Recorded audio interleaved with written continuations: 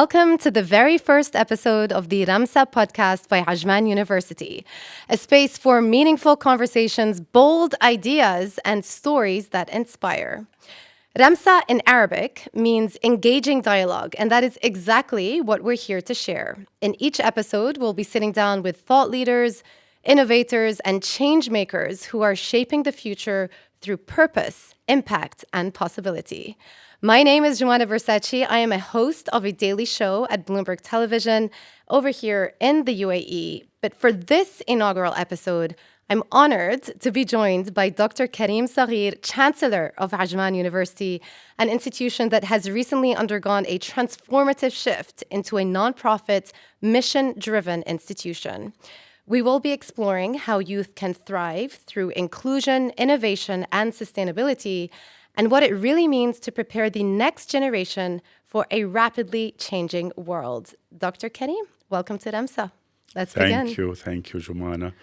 It's really wonderful to reconnect after all these years. Well, you say the word reconnect, and that is because I'm sure the listeners of this podcast may not know this, but I was once your student many years ago. I don't need to give that information away exactly, but once upon a time, you taught me economics, you taught me game theory, and both of us have obviously gone on very different journeys since then. And you were definitely an outstanding student, and it's really very inspiring to see you thriving. But let's talk about your journey, because after AUB, you've had a remarkable international journey of your own.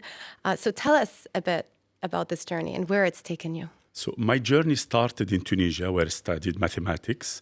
Then my passion for education took me to France, where I did my master and PhD degrees in mathematical economics and finance at Sorbonne University.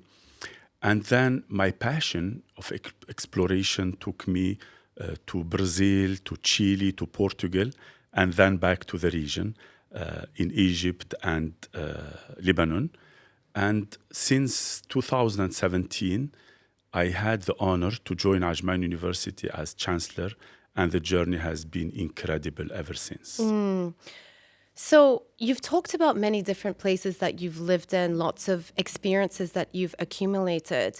Can you take us back to maybe one specific moment in your journey that has completely shifted your view of leadership or education that has influenced who you are today? I think there are many moments that have shaped the person I am today, and definitely living through tough times.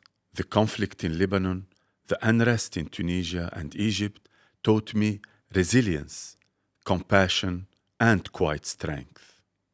Then I landed in the UAE, a land that is very unique, and I witnessed the power of inclusion, people from every single background living together in perfect harmony. Joining Ajman University, the first university in the Gulf region to accept expatriate students, has deepened this view. And I came to appreciate that what unites us is much more than what stands or makes us different. And the generosity in the UAE, I don't remember approaching any donor to support a student in need and they hesitated. So every time we needed support for a student or a community engagement, people were there to support.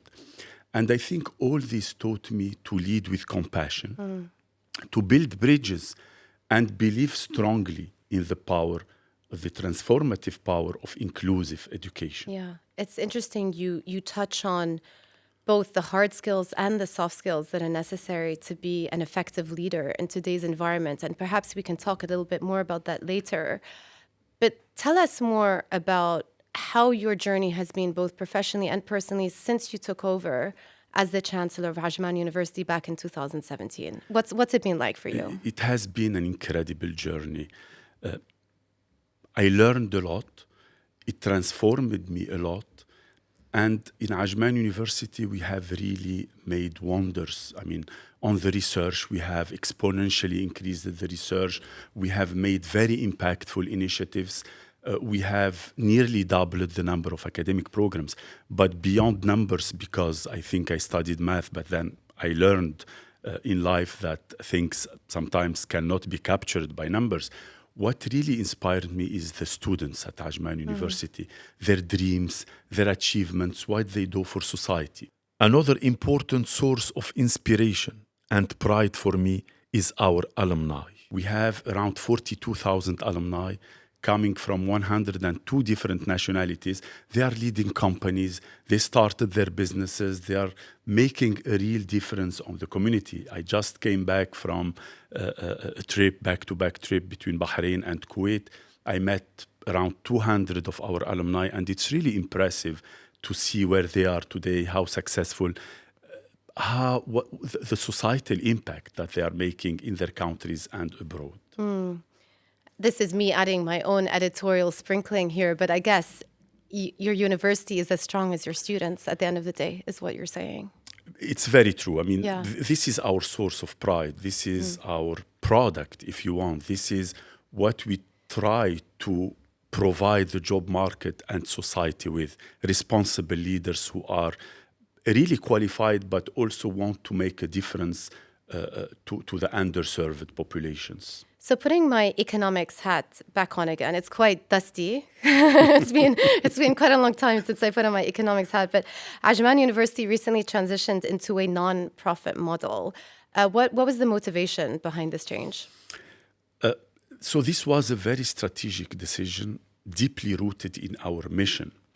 So the idea is we always want to serve something bigger than ourselves, so which is basically serving our society. This has been part of the DNA of Ajman University. And we want to be aligned with a purpose, something that would really transform communities. So now this new model will allow us to invest every single dirham back into the university, advancing research, improving our programs, helping the communities, giving access to more students who are in need. So Ajman University is known for inclusive education. And as we say, we don't want any child to be left behind. So this basically reaffirms that our ultimate stakeholders are our society and students and not shareholders. So in summary, we went non-profit for our community to profit. In this region, and not just in this region, around the world, there are concerns about rising levels of youth unemployment. And I guess part of the mission of a university is to make sure that the skills that you're equipping your students with are the skills that are going to be necessary and useful for when they actually join the workforce.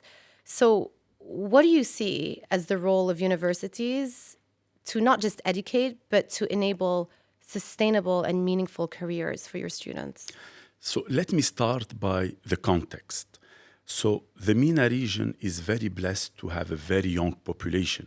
You have at least 25% of the population is below the age of 30. This is a great asset. Yet the unemployment rate among youth is around 30%.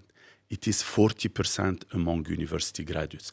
So this is there is a clear urgency to reimagine education and change many things in education. For example, in 1980s, you would find, or you might find, an engineer who would work for a company, same company, for 30 years, doing pretty much the same technical part. Today, we have a software engineer, for example, who would move to a different company every 3 years, learn new programming languages, and do freelancing on the side. So this requires a completely paradigm shift. So we are preparing the students for a completely new realities. So today, in my opinion, soft skills are at least as important as technical skills. Of course, being technically good is important, but it's not enough nowadays. So what we need is to be more resilient, adaptable, socially aware. In my opinion, this is what universities in the region should focus on. And this is what Ajman University is doing. We are preparing well-rounded minds who have the needs and qualifications and character and talent that the new realities require. It's interesting because you talk about the changing nature and changing longevity of people's jobs. And back in the day, maybe the job that you started doing was going to be your job for life. How do you distinguish between doing a job and building a career? Good question. I think doing a job is not sustainable today because, as I said, I mean, you don't know where life will take you. Sometimes it's things that you discover by experience. So I think it is better and much more responsible for universities to prepare students for meaningful careers. And again, I think this can only be done through fostering the right soft skills and character. And how do you do that? we do that with very, very strong ties first with the industry. We have identified employability as the center of gravity of our university. And everything we do is around employability of our students. So basically, you need to build the right ecosystem. It's not a couple of guest lectures or internship opportunities. These things have worked before and they won't be enough today. So you need to bring the industry to campus and bring the campus to the industry. And you need to start from the first year when the student comes to the university. Yeah. We should not wait until they become senior students and then remember that they will start the job market next year. So from day one, you mentor students about finding their real passion, finding their real why, and what is the difference that they really want to make for themselves and for society. Yeah. Two words stand out to me from what you've said. You've talked about empowerment and you've talked about inclusion. Can you give us an example of a success story, perhaps of a student or a situation that embodies those two values?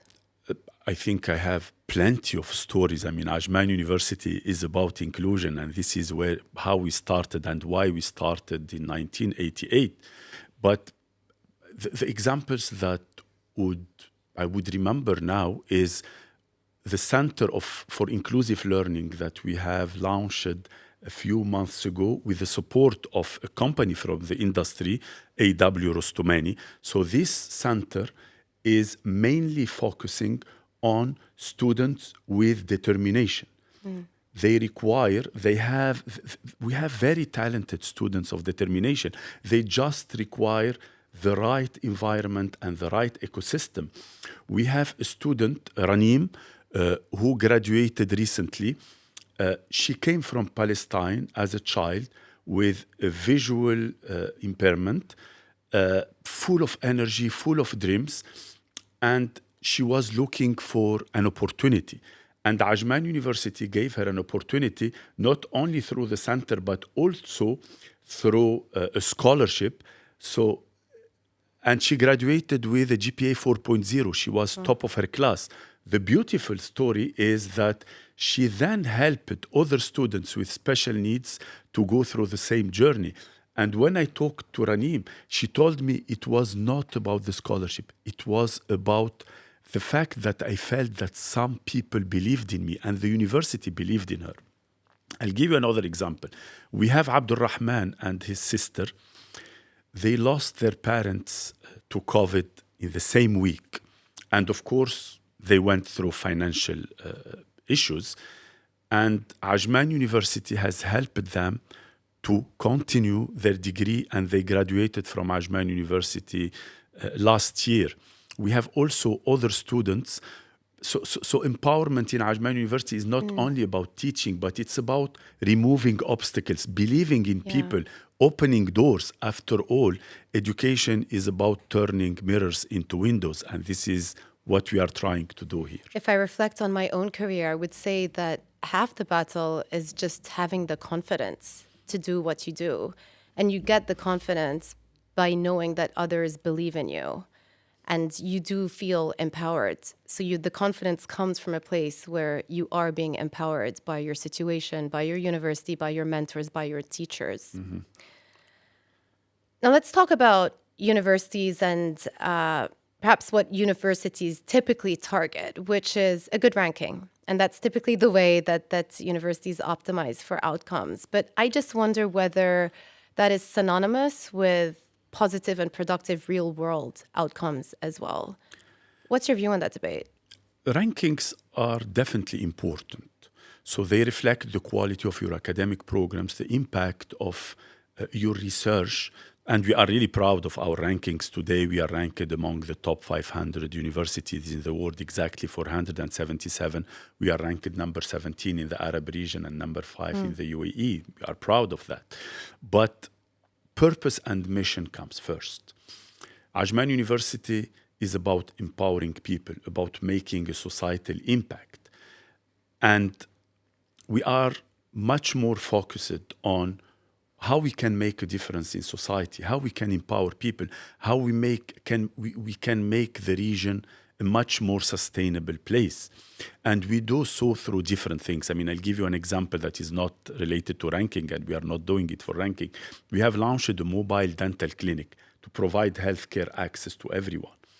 And this mobile health clinic has served more than 3,000 individuals across the 7 Emirates for free, of course. We have launched the Center for Inclusive Learning. We help underserved communities. We don't do it to increase in ranking, but sometimes it helps because rankings also capture the societal impact that we do. So for us, it's about graduating the right minds, about making a societal difference. If our rankings improve, then it's great as well. So I remember when I was at university back in the day, there were almost 3 careers that were acceptable. You could either be a doctor, an engineer, or a lawyer. And if you wanted to do something else, it was going to be a disappointment to your parents. But thankfully, I think my parents are okay with my own decisions. These days, the world is so much more open, and students feel like they can, this is a good thing, be anything they want to be. And there are more and more students who talk about perhaps being entrepreneurs, starting their own business, eventually growing that business into a unicorn business. That is a path that didn't seem open to someone like me all those years ago. As Chancellor of a university with this forward-thinking mission, how do you encourage that entrepreneurial spirit? So first, we are aware and we witness every day that this generation is very different from the previous generations. And many of them want to start their business, but also what we call by intrapreneurship, not entrepreneurship, but intrapreneurship, which is basically be creative, innovative, even in your workplace, even if you don't start your own business. And we nurture this spirit a lot in Ajman University through many things, through a complete and comprehensive ecosystem. It is integrated and embedded in the curriculum, but also we support students and encourage them to participate in competitions, in hackathons, in pitches, in international competitions, and I'm really proud to see them winning always the first, second, or third prize. A friend of mine working in another university, without giving the name of the other university, would always tell me, when Ajman University students participate in competitions, we know that the first, second, and third prizes are gone, and we compete for the fourth. So we are really proud of what we are doing. We offer them a lot of networking opportunities. But one important thing that I would recommend to all educators, including parents, is to make sure that students and the new generation in general are not afraid of failure. This is important part of education. They have to understand that failure is part of success. You will never achieve a big thing without failing once or twice. Maybe you will learn from this. So I believe it's very important in the region, not only for universities, but also for parents, to urge the students to try, retry, learn from these experiences. This is a very, very important learning experience that students should not miss. Yeah, and indeed develop that resilience, which will serve you so well throughout the course, not just of your job, but as your career progresses, as we were talking about earlier. So I thought it was really interesting to talk about how important it is to apply real-world challenges to what you may be learning in the classroom. So the abstract with the tangible. Can you give us some examples of things that you've built within the on-campus ecosystem to help support that drive, whether it's innovation hubs, whether it's startup programs, partnerships with the industry? Yeah. So we have an incubator / accelerator to help potential entrepreneurs start their businesses and convert their ideas into scalable and viable startups.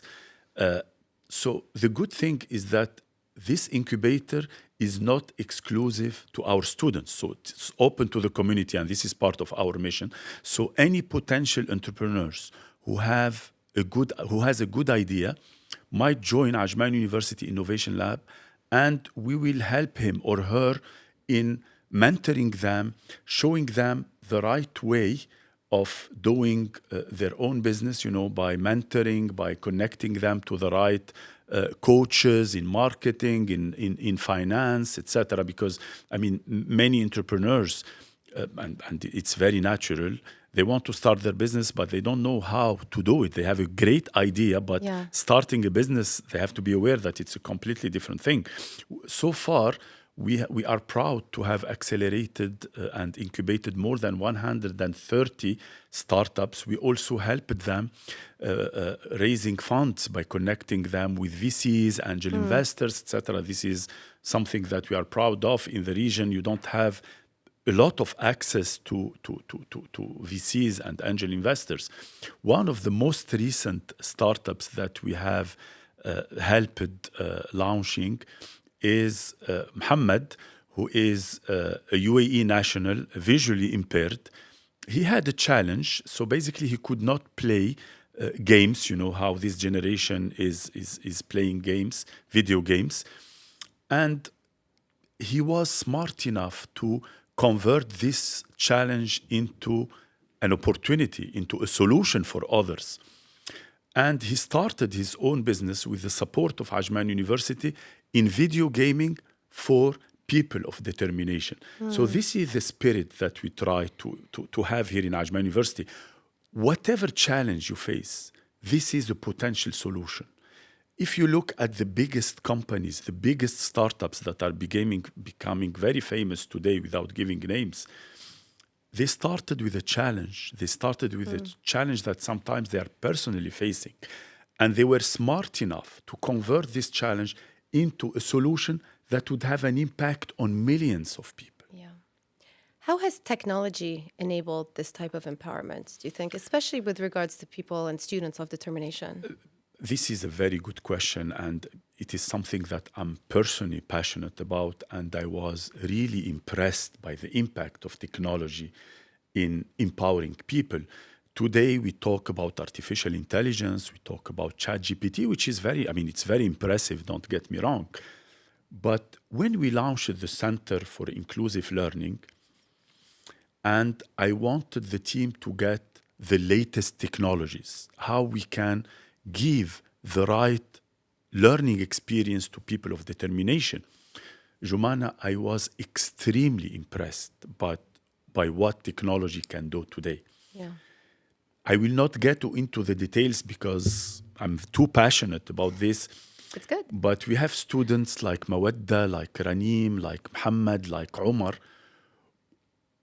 whose life were completely transformed and were helped in a very equitable way, the way they deserve, to become top GPA students thanks to these cutting-edge technologies. Today you have braille printers, you have technologies that did not exist even a year or 2 years ago that is empowering students of determination. Let's talk about the future. Drawing on your decades of expertise and someone who has been at the heart of academic leadership for years now, what do you envision as the role of higher education in the region over the next decade? How do you see it evolving, especially given we are in one of the most rapidly growing regions in the world? Every day, things seem to be transforming. What role does higher education play? Definitely, higher education is at the crossroads everywhere in the world. The old paradigms have worked well, but they won't be enough today. And the world is changing at the speed of thought. So we need to reimagine, rethink education. I'll give you an example. Few years ago, maybe a decade ago, universities had exclusivity on innovation and research and technological breakthroughs. Today, many companies do research, very impactful research. They are hubs for innovation and technological breakthroughs. So there is a new reality that universities should be aware and should prepare for it. Another important thing is that industry today must be a very strong partner with universities. This gap in the region between academia and industry is not healthy and is not sustainable. Another important thing is that academic degrees might see a decreased demand. I think the next generation will not talk necessarily about academic degrees. They will talk about micro-credentials. So they want to have skills in specific, maybe in artificial intelligence, in biomedical engineering, but not a full degree. And this is important that universities start thinking of kind of menu for soft skills on demand. So universities should also change the approach to become more forward-thinking, outward-looking, and, as I said, much closer to the industry. And this is how Ajman University is preparing for this future, this unknown future, frankly. And we have launched micro-credential courses. We are much closer to the industry. And I think, frankly, this is our secret recipe, that we walk hand in hand with industry. And that's why I'm really proud to see that Ajman University was ranked number 1 in the UAE and number 221 when it comes to employer reputation. So our model is paying off. Our strong ties with industry are paying off. And the quality of our graduates, whom I'm very proud of, are clear indicators of this paradigm shift that we are doing through something new that we have launched. We called it Masar. So this is a full modern and progressive ecosystem about how to prepare the students for real life. What's one piece of advice you would give a 20-year-old today? That's a very good question, and it's a big responsibility. I would say first, find your passion, your real passion, your why. And today, this generation has all the information available. I mean, when I was doing my undergraduate degree, I had to go to the library, look for books. Today, all information is available. So this is a great opportunity for them to learn. Adaptability is very important. To be socially aware is very important. Communication skills is key. So focus a lot on your soft skills. And don't waste your time in boring stuff. If you believe that you end up in an academic degree that does not reflect your why, change your degree. Don't be stuck there. If you start your career in the wrong place, you live only once. Yeah. So really do the things that you are passionate about. Because I think what I realized with my gray hair now is that passion is fundamental for success. Yeah.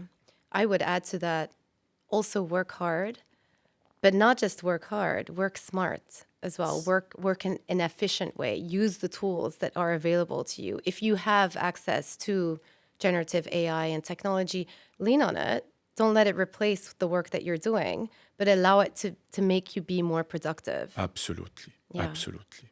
What's your why? My why? My why, I lived in the region in different countries. I'm originally from Tunisia. I lived in Lebanon, in Egypt, in the UAE. And I have seen the potential of this generation. I have seen the determination of youth in the region.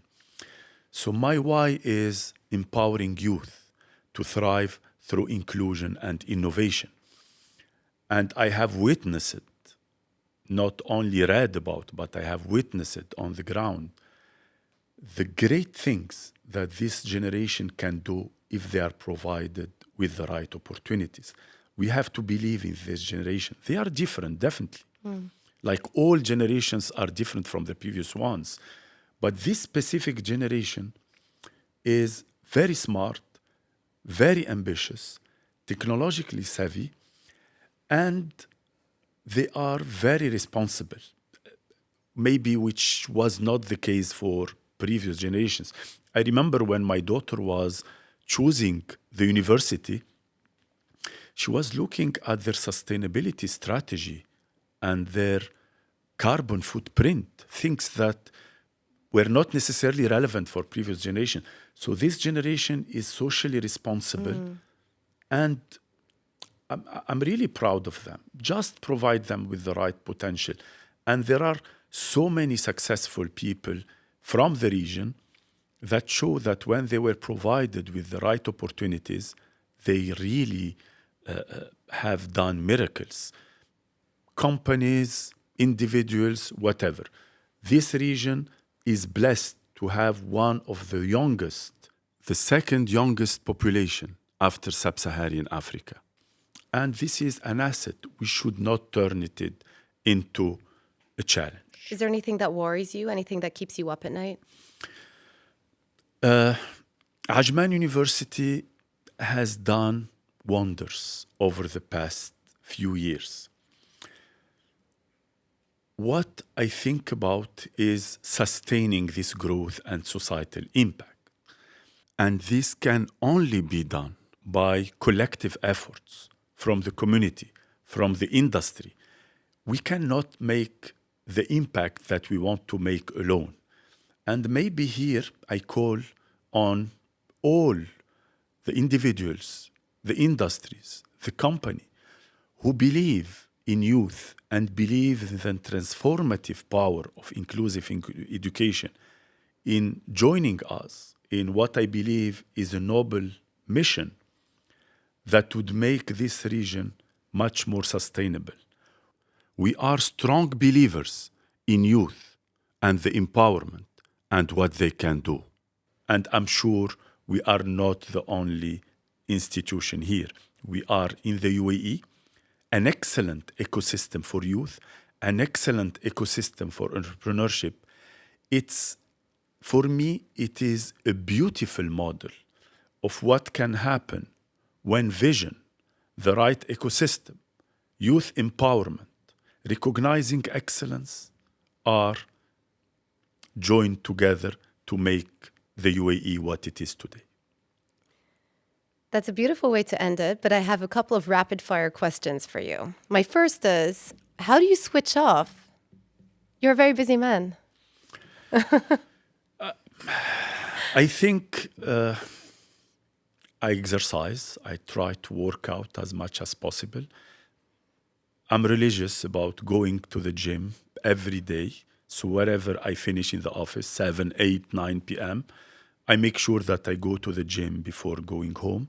I think this provided me with some good balance between keeping the passion and also distress when it is needed and relax when it is needed. And it is also a good moment to reflect on what I have done during the day and what I should be doing in the future. Do you read physical books or ebooks? I still read physical books. They are always with me somewhere. I know that I should move to digital books. I did not try, frankly, but I still read physical books. What are some of the books that are on your book stands right now? Now I have From Strength to Strength by Arthur Brooks. It's a beautiful book because it reminds me of what my late father was always telling me. And he was always telling me that between the age of 20 and 40, you acquire things. You acquire knowledge, you acquire patrimony, you try to get goods, physical goods. When you are 40 to 50, you give back to the community. And this book beautifully illustrates what giving back to society means. And sometimes, Joumanna, it's a very simple. Mentoring the new generation is giving back to community. And that's why I invited you to mentor some of our students and With the community pleasure. in large, because, they need support. Like, I'm sure you and I have and still remember people who mentored us at the right time and in sometimes critical times. The other book is Malala, which is a good book that reflects the power of education for female students and for ladies in general. And the lady is bright. She got a Nobel Prize. I mean, she has fought a lot. So these are the two books that I can remember are in my room. I've read the second one. It is one of the books that I've read that actually stays with you. You are still young Remember to it. read the second book. Dr. Karim Saghir, Chancellor of Ajman University, it was really lovely and rewarding also to connect after all of these years. It's been very nice to catch up with you and to join us on the inaugural episode of the Ramsah Podcast. I really enjoyed our conversation. And to our audience, thank you so much for tuning in. But do stay tuned for more inspiring conversations like this on Spotify, Anghami, and YouTube podcasts. Thank you.